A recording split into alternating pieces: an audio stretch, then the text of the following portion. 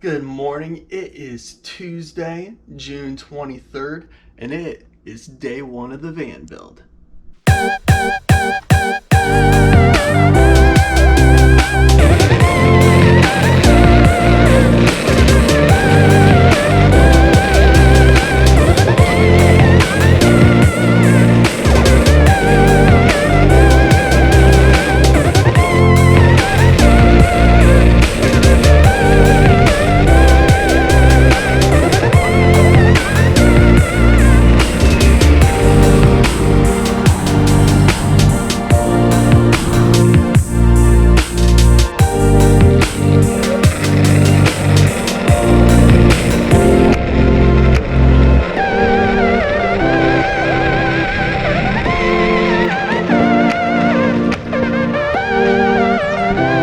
So I just realized that I can't hold the camera, the remote, and the coffee all at once, but I can hold the coffee and the remote. So see you at home.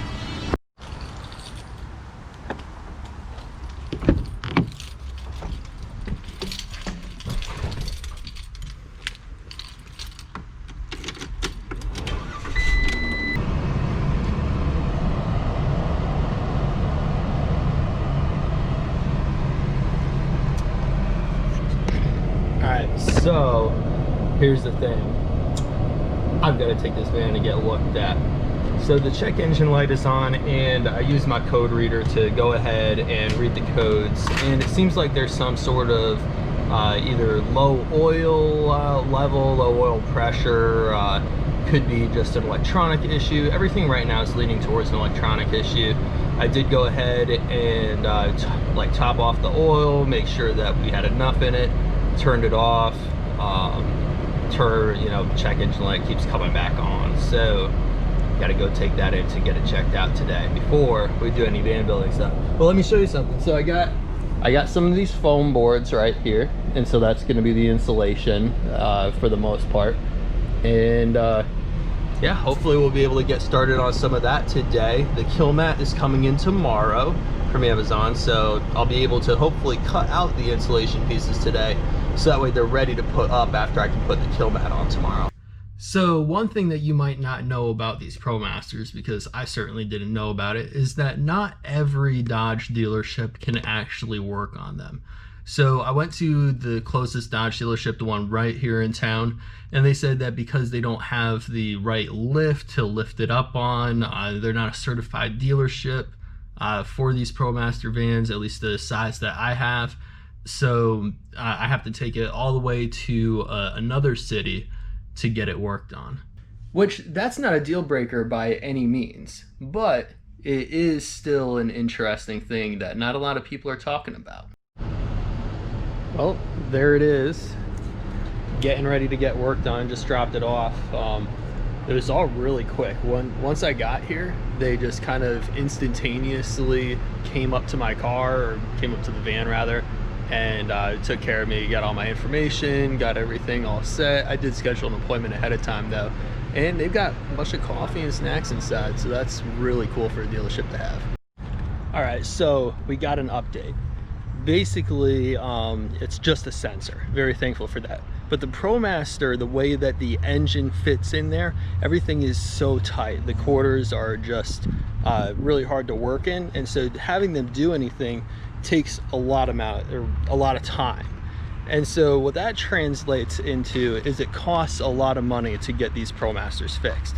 So for a sensor, we're looking at about 600-ish, 5 something, to get that replaced. And so while they're at it, I'm just going to have them balance the tires as well, because I noticed that up around 60 miles an hour, I'm getting some little wobbling here and there. But this is what happened. I bought the van used. I bought it from a private party, and so I didn't buy it from a dealership. Now, buying it from a dealership, I would have paid more for this van probably, but the van would have been gone through and a lot of this stuff would have been fixed beforehand. And so kind of just when you're looking at the Kelley Blue Book prices of these vans private party, and you see that it's lower for private party versus dealership, that's kind of the value trade-off. But now at least I get to have all these repairs done and I get to know what's been put into it. Well, I just got the final number and got the van back, so it was a total of $615.95, and that included fixing that sensor issue, and that also included going ahead and doing a balancing of all the tires because it was wobbling at around that 60-mile-an-hour mark there. It also included the oil change, so we got fresh oil, fresh everything, and now let's see if the check engine light has gone away. I should hope so for that amount of money. Yep, went off immediately. Beautiful.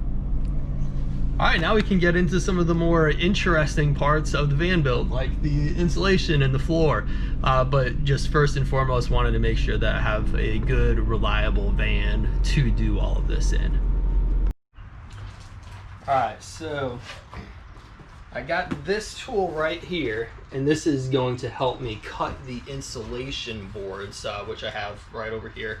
I already picked those up at Home Depot or Lowe's, whatever it is. And I'll probably have to get maybe one more for the ceiling. But basically this tool right here is going to allow me to cut the foam boards into the proper pieces. And I'll kind of show you what I mean. So this is the jigsaw, so it'll be able to go and cut right through this like it's nothing. So this kind of helps me not get an insulation knife. And this tool will also come in handy when I have to mount the fan and cut the hole for that. And so it'll also come in handy getting the corners and edges all right for all the plywood for the floors. So it's just going to be an all-around very useful tool for me in this project. Guys, be careful when you are using a pocket knife because you might just cut yourself. Shout out to Swiss Army Knives though for making a super sharp knife, and shout out to Uncle Terry for getting this for me for Christmas one year. So I think that's gonna be it for the day. I'm gonna apply pressure to this and just make sure I don't keep bleeding on everything. And yeah, I'm probably gonna finish opening this up right here. It's a better look at it. It's battery operated, by the way, so I won't actually have to pull an extension cord out here for this tool and all that stuff. It'll just be really simple. Just put my batteries on it. I already have DeWalt batteries. And yeah, catch you tomorrow.